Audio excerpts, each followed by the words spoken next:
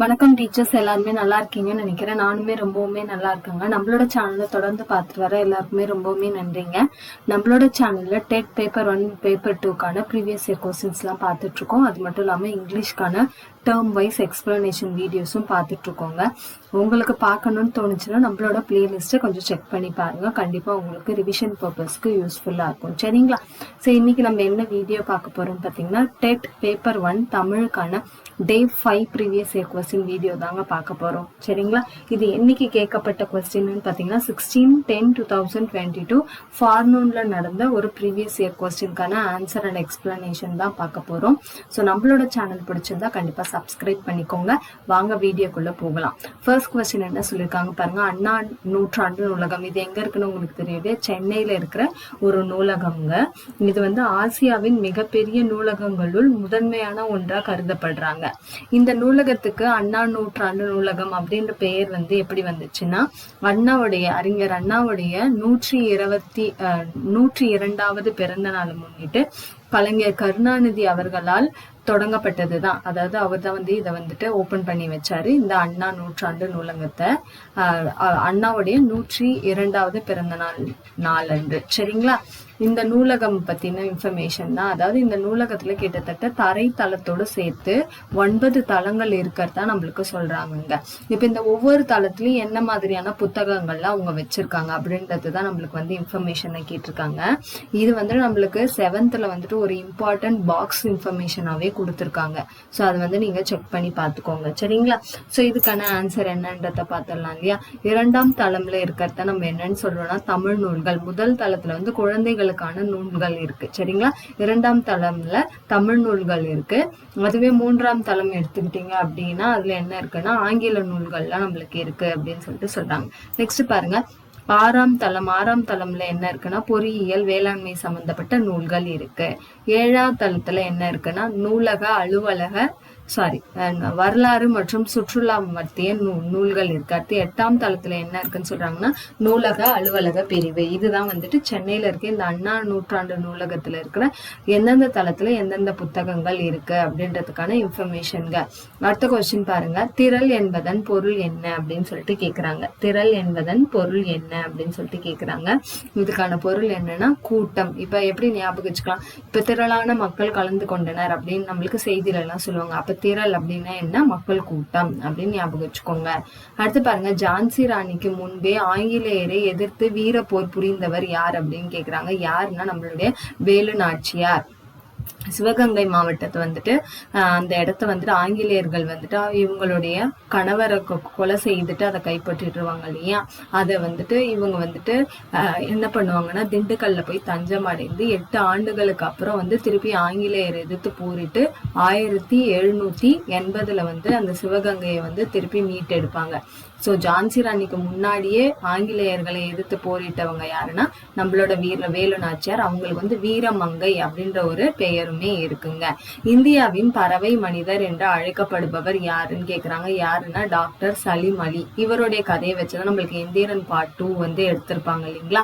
இந்த டாக்டர் சலீம் அலிக்கு இன்னொன்னு நம்ம என்னன்னு சொல்லுவோம்னா இந்திய பறவையியலின் தந்தை அப்படின்னு கேட்டாலும் நீங்க டாக்டர் சலீம் அலி அப்படின்னு தான் எழுதணும். இவருக்கு பல விருதுகள் கொடுத்திருக்காங்க. அதுல முக்கியமான விருதுகளை என்ன சொல்றாங்கன்னா பத்மபூஷனும் பத்ம விபூஷனும் இவருக்கு கிடைச்சிருக்கு. இவர் பறவைகள் மீது அதீத பற்று உடையவர் அப்படின்னு சொல்லிட்டு சொல்றாங்க.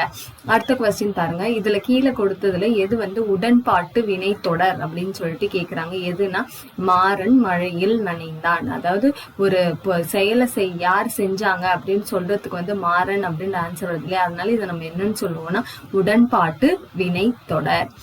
அடுத்து பாருங்க, ஊழி பல 100 கொண்டது என்று பெருஞ்சித்திரனார் கூறுவது என்ன அப்படின்னு சொல்லிட்டு கேக்குறாங்க. எதை பெருஞ்சித்திரனார் கூப்பிடுறனா? தமிழ். ஓகேங்களா? இப்ப இந்த ஊழி அப்படின்றதுக்கு மீனிங் முதல்ல உங்களுக்கு தெரிஞ்சிருக்கணும். ஊழி அப்படின்னு என்னன்னா நீண்ட கால பகுதி அப்படின்னு கூட சொல்லலாங்க. இந்த இது பெருஞ்சித்தனார் கூறிய அவருடைய பாடல் வரிகள்ல தமிழ் மொழியை பத்தி அவர் சொல்லியிருக்கிறதா சொல்றாங்க. இதுல தமிழ் மொழி பல 100 ஆண்டு காலங்கள் கொண்டது. அதாவது தமிழ் மொழியோட பழமையை குறிப்பிடுறதா இந்த வரிகள் இருக்கிறதா சொல்றாங்க. அதாவது தமிழ் கும்மி, பெருஞ்சித்திரனாருடைய தமிழ் கும்மி அப்படின்ற ஒரு பாடல் இருக்கு இல்லையா? அதுலதான் இந்த வரி இடம் பெற்றிருக்குங்க. அடுத்து பாருங்க, நம்மளுக்கு வந்துட்டு நூல்கள் கொடுத்துட்டு அதுக்கான ஆசிரியர் யாரு பொறுத்துக அப்படின்னு சொல்லிட்டு கேக்குறாங்க. எல்லா நூலோட ஆசிரியரையும் பார்த்து வச்சுக்கோங்க. இது ரொம்பவுமே இம்பார்ட்டன்டான கொஸ்டின். பாருங்க, மூதுரையோட ஆசிரியர் யாருன்னா ஔவையார். ஆசார கோவை, பெருவாயின் முல்லையார், இனியவை 40, பூத சேந்தனார், நீதிநெறி விளக்கம், குமரகுருபரர். சோ இதெல்லாம் கண்டிப்பா இம்பார்ட்டன்டான கொஸ்டின், ஞாபகம் வச்சுக்கோங்க. அடுத்து நம்ம பார்க்கலாம். பொய் அகற்றும் உள்ள பூட்டருக்கும் இவ்வடி சூட்டுவது என்ன அப்படின்னு சொல்லிட்டு கேக்குறாங்க. பொய் அகற்றும் உள்ள பூட்டூருக்கும் இவ்வடி சூட்டுவது என்ன அப்படின்னு சொல்லிட்டு கேக்குறாங்க. என்ன மீனிங் தருது அப்படின்றத நம்ம இப்ப பார்க்கலாம். என்ன அப்படின்னு பாத்தீங்கன்னா தமிழ். சரிங்களா, தமிழ் மொழியை பத்தி சொல்றதுதான் இது. இதுக்கான முதல் மீனிங் என்ன அப்படின்றத தெரிஞ்சுக்கோங்க. தமிழ் பொய்யான எண்ணங்களை அகற்றி உள்ளத்தில் இருக்கும் தடைகளை உடைக்கும் அப்படின்னு சொல்லிட்டு பெருஞ்சித்தனார் அவரோட பாடல்ல குறிப்பிடுறதா சொல்லியிருக்காங்க. சரிங்களா, சோ தமிழ் மொழியின் சிறப்பை பத்தியே 2 கொஸ்டின் நம்மளுக்கு வந்திருக்கு. சரிங்களா, அடுத்த கொஸ்டின் பார்க்கலாம். சரியாக பொருந்தாதது எது அப்படின்னு கேக்குறாங்க. இதுல தவறானது எதுனா மொட்டு. ஏன்னா மொட்டுக்கு நம்மளுக்கு கலைச்சொற்கள்ல இங்கிலீஷ்ல என்ன வரும்னா பட் அப்படின்னு வரும். மீதி எல்லாம் கரெக்டா இருக்கு. புதர்னா திக்கெட், கல்வெட்டுனா எபிகிராஃப், ஒலியன்னா போனிம். அடுத்து பாருங்க, சிட்டுக்குருவியின் வாழ்நாள் காலம் எவ்வளவு அப்படின்னு சொல்லிட்டு கேக்குறாங்க. எவ்வளவுனா 10 முதல் 13 ஆண்டுகள் வரைக்கும் தான் ஒரு சிட்டுக்குருவி வாழும் அப்படின்னு சொல்லிட்டு சொல்றாங்க. அடுத்து பாருங்க, பாடல் மற்றும் ஆசிரியர் நம்மளுக்கு கொடுத்திருக்காங்க. நிறைய நூல்கள் கொடுத்துட்டு ஆசிரியர் தாங்க கேக்குறாங்க, அது தெரிஞ்சு வச்சுக்கோங்க. எங்கள் தமிழ் யாரு எழுதுனதுன்னா நாமக்கல் வே. ராமலிங்கனார். ஒன்றல்ல இரண்டல்ல யாருன்னா உடுமலை நாராயண கவி. காடு இது யார் எழுதுனதுன்னா சுரதா. அப்படியே நிற்கட்டும் அந்த மரம் யார் எழுதிருக்கிறதுனா ராஜ மார்த்தாண்டன். இது எல்லாமே தனியா ஒரு ஹிண்ட் மாதிரி எழுதி வச்சுக்கோங்க. லாஸ்ட் டைம் ரிவிஷன் பண்றதுக்கு ஈஸியா இருக்கும். வித்தை இதனை அடுத்து வரும் சொல் என்னன்னு கேக்குறாங்க. இது என்னன்னா ஔவையாருடைய ஆத்திச்சுடி இருக்கு இல்லையா, அதுல வரக்கூடிய ஒரு வரி தாங்க. சரிங்களா, ஔவையாருடைய ஆத்திச்சுடியில வரக்கூடிய ஒரு வரி. வித்தைக்கு அப்புறம் என்ன வரும் அப்படின்னு சொல்லிட்டு கேக்குறாங்க. வித்தை என்னன்னா விரும்புன்னு அர்த்தம். சரிங்களா, வித்தை விரும்பு, அதுதான் அதோடைய கண்டினியூவேஷன். அடுத்து பார்க்கலாம். நட்பே உயர்வு என்ற கதையின் நீதி என்னன்னு கேக்குறாங்க. சோ கதையும் எல்லாமே தெரிஞ்சு வச்சுக்கோங்க. அதோடைய மைய கருத்து என்ன, யாரு எழுதியிருக்காங்க அப்படின்றதுல இந்த கதையில என்ன சொல்லிருக்காங்கன்னா, கூடா நட்பு கேடாய் முடியும். கூடா நட்பு கேடாய் முடியும். ஆசியாவில் 2வது பெரிய நூலகம் உள்ள நாடு எது அப்படின்னு கேக்குறாங்க. தமிழ்நாடு. என்ன நூலகம்னு பாத்தீங்கன்னா, நம்ம இப்ப பார்த்தோம் இல்லையா, அறிஞர் அண்ணாவுடைய 100ஆண்டு நூலகம் சென்னையில இருக்கு இல்லையா, அதுதான் என்னன்னு சொல்றாங்கன்னா ஆசியாவிலேயே 2வது பெரிய நூலகம் அப்படின்னு சொல்லிட்டு சொல்றாங்க. அது எங்க இருக்குன்னா சென்னை, தமிழ்நாட்டுல இருக்குங்க. அடுத்து பாருங்க, சிறிய நீர்நிலைகளை கடக்க பயன்படுவது எது அப்படின்னு சொல்லிட்டு கேக்குறாங்க. சிறிய நீர்நிலைகளை கடக்க பயன்படுவது என்ன அப்படின்னு பாத்தீங்கன்னா ஓடம். சரிங்களா, என்னதுன்னா ஓடம். அடுத்து, ஒன்றோடு ஒன்று மோதி இசைக்கப்படும் கருவிகளை என்னன்னு சொல்லுவாங்கன்னு சொல்லிட்டு கேக்குறாங்க. ஒன்றோடு ஒன்று மோதி இசைக்கப்படும் கருவிகளுக்கு பேர் என்னன்னா கஞ்ச கருவிகள். ஓகேங்களா, கஞ்ச கருவிகள். இது உலோகத்தால் செய்யப்பட்ட ஒருவித தாள இசை கருவி அப்படின்னு சொல்லிட்டு சொல்றாங்கங்க. அடுத்து பாருங்க, உரையிடை இட்ட பாட்டுடை செயல்னு எதை சொல்றாங்கன்னா, இளங்கோவடிகள் எழுதின சிலப்பதிகாரத்தை தான் உரையிடை இட்ட பாட்டுடை செயல்னு சொல்றாங்க. அப்படின்னா என்னன்னா, உரை நடையும் கவிதை நடையும் கலந்து எழுதப்பட்ட ஒரு இலக்கிய நூல். இப்ப நம்ம சில நூல் எல்லாம் பாத்தீங்கன்னா உரை நடை மாதிரி இருக்கும், சிலது பாத்தீங்கன்னா கவிதை தொகுப்பு மாதிரி இருக்கும். ஆனா நம்ம சிலப்பதிகாரத்துல உரை நடையும் கவிதை நடையும் கலந்து எழுதப்பட்ட இலக்கண நூல். அதனாலதான் அதை உரை இடை இட்ட பாட்டுடை செய்யல் அப்படின்னு சொல்றாங்க. நெக்ஸ்ட், ஓடி விளையாடு பாப்பா நீ ஓய்ந்திரலுக்கல் ஆகாது பாப்பா என்ற பாரதியாரின் பாடலடிகள் இடம்பெற்றுள்ள நூல் எது அப்படின்னு பாத்தீங்கன்னா பாப்பா பாட்டு. சரிங்களா, பாப்பா பாட்டுலதான் பாரதியார் பாடியிருப்பாரு.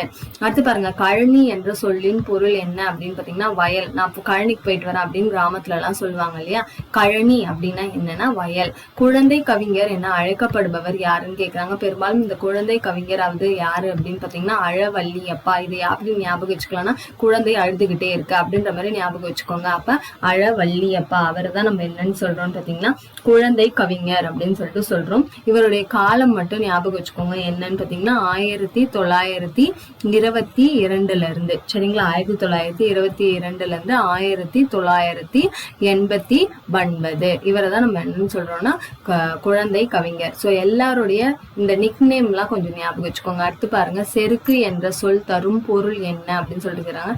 செருக்கு அப்படின்னா தலைக்கணம். சரிங்களா, தலைக்கணம்.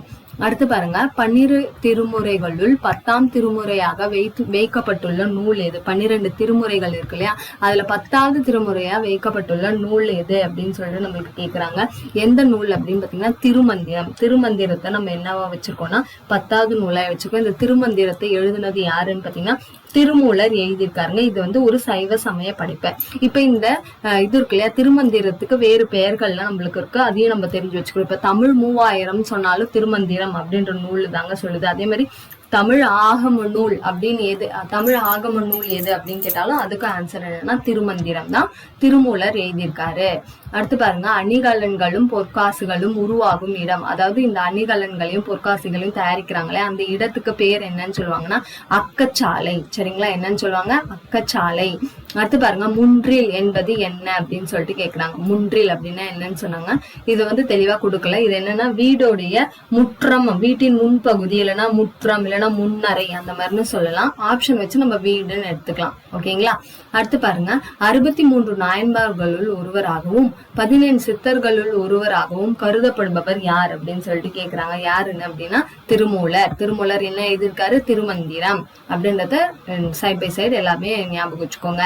அடுத்து பாருங்க, பண் வனப்பு கேட்டார் நன்னென்றல். இப்பாடலில் பண் என்பது என்ன அப்படின்னு சொல்லிட்டு கேக்குறாங்க. இப்பாடலில் பண் என்னப்படுவது என்ன அப்படின்னு பாத்தீங்கன்னா இசை அப்படின்னு சொல்லிட்டு சொல்றாங்க. இது வந்து இந்த லைன் எதுல இருந்து வந்ததுன்னா காரிய ஆசன் இயற்றிய சிறுபஞ்சம் மூலம் அப்படின்ற நூல் இருக்கு இல்லையா, அந்த சிறுபஞ்சம் நூல் மூலம் அப்படின்ற நூல்ல இருக்கிற ஒரு வரி தாங்க இதுவா கொடுத்திருக்காங்க. இதுல அது மட்டும் இல்லாம அந்த சிறுபஞ்சம் மூலம் வந்து 17 கீழ்கணக்கு நூல்களில் ஒன்றுன்னு சொல்றாங்க. இசைக்கு அழகு என்னவென்றால் அதை கேட்பவர்கள் அதனை நன்று என்று சொல்வதே அப்படின்றதுதான் இந்த லைனுக்கான மீனிங். பண் அப்படின்றது இசை. ஒரு இசையை கேட்டு இது நல்லா இருக்கு அப்படின்னு சொல்றதுதான் வந்துட்டு அந்த இசைக்கான ஒரு மதிப்பு அப்படின்ற மாதிரி சொல்றாங்க. அடுத்த கொஸ்டின் பாருங்க, அன்னம் விடும் தூது என்ற இதழை நடத்தியவர் யார்? அதாவது இதழுங்க, இது வந்து ஒரு இதழ். இதை நடத்தியவங்க யாருன்னு கேட்டீங்கன்னா மீரா. மீரா இவர்களுடைய இயற்பெயர் என்ன பாத்தீங்கன்னா மீராசேந்திரன். அததான் மீரா அப்படின்னு சொல்லிட்டு அவங்க ஷார்டன் பண்ணியிருக்காங்க. அடுத்து பாருங்க, காரண பொது பெயர்க்குரிய எடுத்துக்காட்டை கண்டறிக. காரண பொது பெயர்க்குரிய எடுத்துக்காட்டு எதுன்னா பறவை. இப்ப பறவை ஏன் வந்து அதுக்கு பறக்கிறதுனால காரணம் என்ன? அது வந்து பறக்குது, அதனால அதுக்கு ஒரு பறவை. அது மட்டும் இல்லாம இது வந்து ஒரு பொது பெயர். ஏன்னா எல்லா பறவையும் பறவைன்னு தான் சொல்லுவோம். அதுக்கப்புறம் தான் தனிப்பட்ட முறையில இது வந்து காக்கா இல்ல இது குருவி அப்படின்னு சொல்லுவோம். அதனால இது நம்ம என்னன்னு சொல்றோம்னா காரண பொது பெயர் அப்படின்னு சொல்லிட்டு சொல்றோங்க. அடுத்து பாருங்க, பசுவின் முகம் போல் அமைந்த பொய்கைக்கு டேஷ் என்று பெயர் அப்படின்னு சொல்றாங்க. பசுவின் முகம் போல் அமைந்த பொய்கைக்கு கோமுகி என்று பெயர். எப்படி அப்படின்னு பாத்தீங்கன்னா கோ கூட்டல் முகி. கோ அப்படின்னா நம்ம என்னன்னு சொல்றோம்னா அரசன்னு சொல்லுவோம். ஆனா இந்த இடத்துல பசு. சரிங்களா, அப்ப பசுடைய முகின்னா என்னன்னா முகம். அப்ப பசுவோடைய முகமை கொண்ட பொய்கைக்கு பேர் என்ன வச்சிருக்காங்க? கோமுகி என்று பெயர். அடுத்து கடைசி கொஸ்டின் பார்க்கலாம். ஒரு தொடரில் இன்றியமையாத கூறுகள் என்ன? அதாவது இங்கிலீஷ்ல வந்து சென்டென்ஸ் அப்படின்னு சொல்லிட்டு சொல்லுவோம் இல்லையா. இப்போ ஒரு வாக்கியம் இருக்குன்னா அதுல முக்கியமா என்ன இருக்கணும் அப்படின்னு பாத்தீங்கன்னா எழுவாய் மற்றும் பயனிலை. எழுவாய் அப்படின்னா இங்கிலீஷ்ல என்னன்னு சொல்லுவோம்னா சப்ஜெக்ட்னு சொல்லுவோம். பயனிலை அப்படின்னா என்ன? பிரெடிகேட்னு சொல்லுவோம். இப்போ எக்ஸாம்பிள், ராமன் கோவிலுக்கு சென்றான் அப்படின்னா அப்ப அந்த ராமன் இருக்கு இல்லையா, அதை தான் நம்ம எழுவாய்ன்னு சொல்லுவோம். ரிமைனிங் கோவிலுக்கு சென்றான் அப்படின்றது என்னன்னு சொல்லுவோம்? பயனிலை. அப்ப கண்டிப்பா ஒரு தொடர் இருந்ததுன்னா அதுல எழுவாய் பயனிலை கண்டிப்பா இருக்கணும் அப்படின்னு சொல்லிட்டு சொல்றாங்க. சோ இந்த வீடியோ உங்களுக்கு யூஸ்ஃபுல்லா இருக்கும் நான் நம்புறேன். நம்மளோட சேனல் பிடிச்சிருந்தா கண்டிப்பா நம்மளோட சேனலை சப்ஸ்கிரைப் பண்ணிக்கோங்க. அதே மாதிரி லைக் பண்ணிக்கோங்க. உங்களோட ஃப்ரெண்ட்ஸுக்கும் இந்த வீடியோவை ஷேர் பண்ணி விடுங்க. ஏன்னா டெட் ப்ரிப்பேர் பண்ற நிறைய பேருக்கு இது யூஸ்ஃபுல்லா இருக்கும். தேங்க்யூ ஃபார் வாட்சிங்.